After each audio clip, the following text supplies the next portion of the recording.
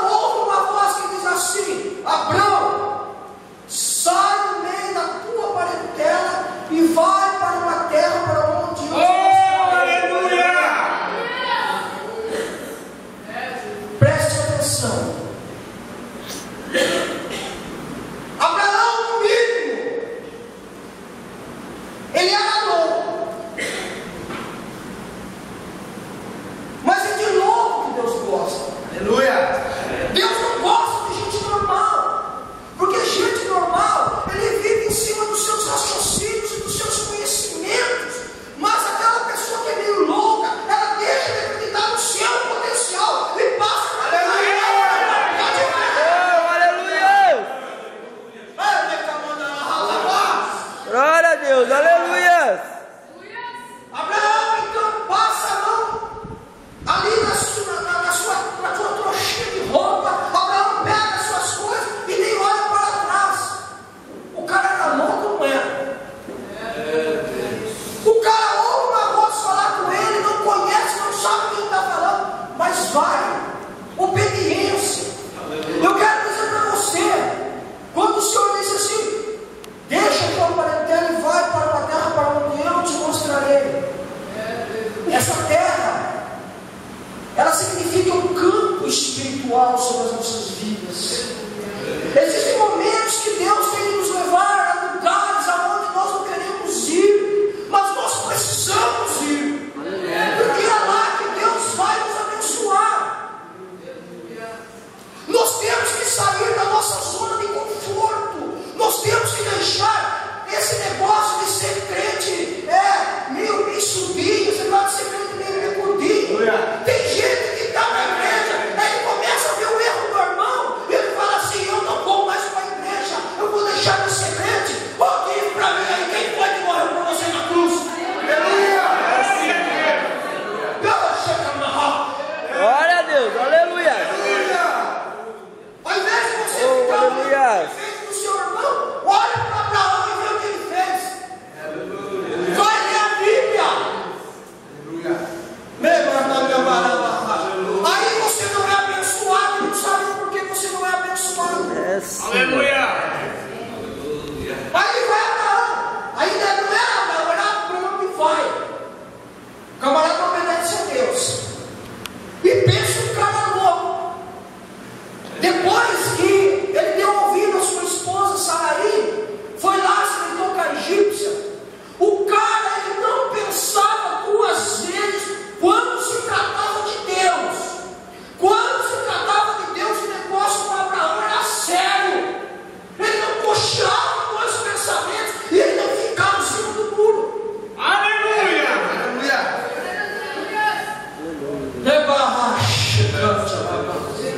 Primeiro, olha o que o camarada fez.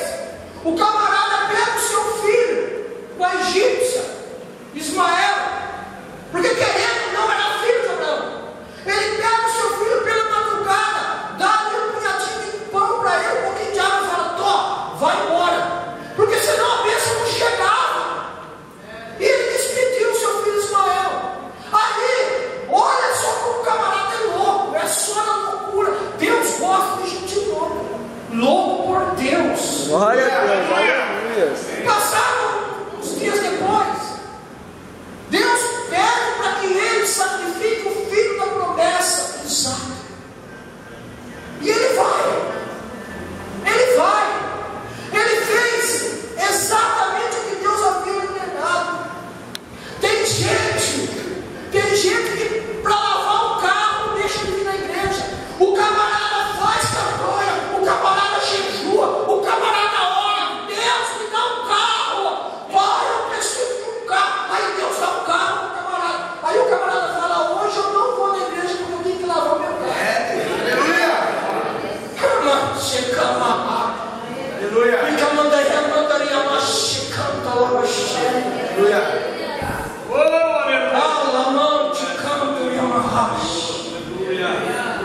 obediência é o primeiro segredo da vitória. É o primeiro segredo da vitória. Alá, chicanta, lá, e aí vai. Abraão não coxia em dois pensamentos e leva o seu filho para ser sacrificado.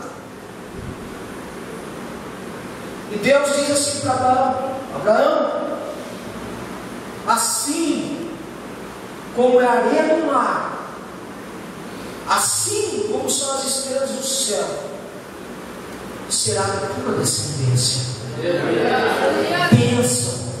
Bênção. A bênção só chega nas nossas vidas quando nós provocamos a bênção sobre as nossas vidas.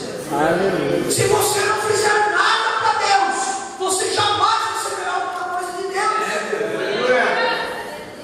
Jamais receberá alguma coisa de Deus.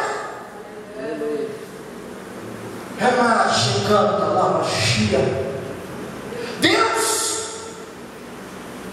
Ele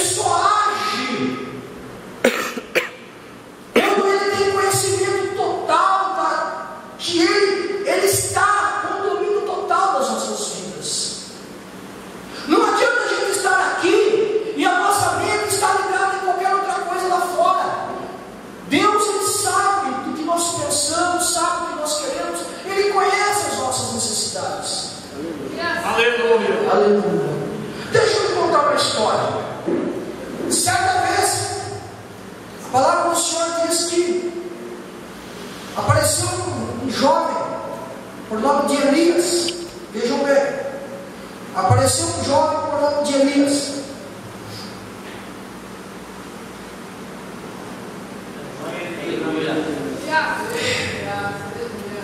Primeiro livro de Reis, capítulo 17. E ele diz assim, ele chega e ele diz assim: ei, Acabe, nem chuva e nem orvalho do céu descerá sobre essa terra, segundo o Deus de Israel, segundo o Deus do Altíssimo.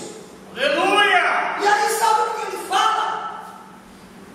Segundo a minha palavra.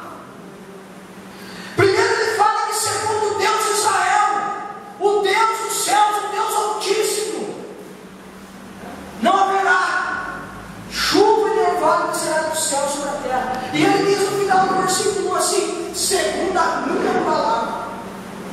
O cara tinha tanto conhecimento com Deus que ele nem disse segundo assim diz o Senhor, segundo assim diz Jeová, assim segundo diz o Deus de Israel. Não, ele falou que segundo Deus dos céus, mas segundo a palavra dele. Aleluia. Aí sabe o que Deus fez com ele? Deus poderia ter olhado para Elias e ele falado assim: Elias, ó, você provocou um negócio aí embaixo, tu se vira sozinho, camarada. Eu não mandei você ir afrontar a Acabe. Você foi, agora se vira. Não, pelo contrário, Deus sabia que a fúria de Acabe seria muito grande contra Elias. E ele disse para Elias: Elias, agora você vai fazer o seguinte: você já foi lá, você já lançou a palavra, você já lançou a profecia, e Deus, ele fez exatamente o que Elias tinha profetizado. Deus fechou os céus e nem chuva e nem orvalho desceu a partir daquele dia. Vê se o cara tem intimidade com Deus ou não tem. É por isso que eu falo para você: pare de ficar olhando para o defeito dos seus irmãos e dizendo assim: eu não vou ser mais crente, eu não vou mais beber. Deixe o teu irmão que se vire com Deus. Faça você uma paz que você será abençoado. Oh, aleluia! Oh, glória a Deus, aleluia! Aí Deus, sabendo que Acabe viria furiosamente contra Elias, porque Acabe, ele foi levantado como rei de Judá, mas quem comandava lá não era ele. Quem comandava lá não era ele, era a sua esposa. Aí, ele, porque ele sabia que a sua esposa iria falar: não, ele fez isso, então você vai lá e mata ele. Porque a esposa de Acabe, ela adorava o Deus de Baal. E Deus, para guardar a vida do profeta, Deus falou assim: agora você faz o seguinte, você desce para o primeiro de Querite e fica lá. Fica lá. E a história diz, no segmento do contexto da história, que Acabe voltou para sua casa e Elias, ó, deu no pé, fez o que Deus havia te mandado. Obediência. E foi, desceu para o primeiro de Querite e ficou lá. Eu imagino Elias agora pensando assim: mas o que eu vou fazer aqui? Não tem nada, não tem o que fazer. Aí ele olha e fala assim: não, aqui não tem o que comer. O cara acabou criando uma confusão tão grande que ele não tinha nem o que comer. Mas a história diz que de repente Elias olha e lá vem o corvo. Glória a Deus, aleluia.